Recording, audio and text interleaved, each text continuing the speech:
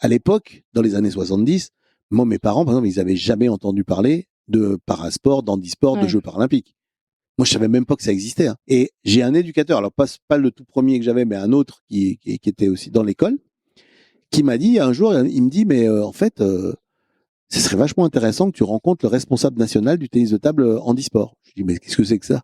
Et il m'explique qu'il y a des compétitions pour les personnes handicapées et qu'il y a des championnats de France. Et moi, je dis, mais je savais même pas que ça existait. Et est-ce que tu t'es dit, quand il te parle de ça, est-ce qu'il y a eu un peu ce truc de, mais j'ai pas besoin de faire des compétitions avec des personnes handicapées parce que je fais des compétitions avec d'autres gens? Bah non, parce que moi, j'ai tout de suite, je me suis tout de suite dit, mais en fait, dans les 4 dimensions dont je parlais tout à l'heure, il y en a une où forcément, par construction, mon niveau ne peut jamais atteindre le même niveau que quelqu'un qui est debout, c'est le physique. Parce que je peux pas me déplacer. Donc forcément, c'est limitant. Donc je me suis dit, mais en fait, ça m'intéresse quand même de savoir ce que je pourrais donner contre des gens qui sont dans la même situation que moi. En fait. Donc moi, tout de suite, puis de toute façon, ça me faisait des compètes de plus. Je pouvais jouer davantage. Moi, ça m'allait parfaitement. Trop bien. Et puis il m'a dit, il y a des championnats de France et tout. Je me suis dit, ça c'est excitant. Enfin, c'est intéressant de pouvoir faire ça.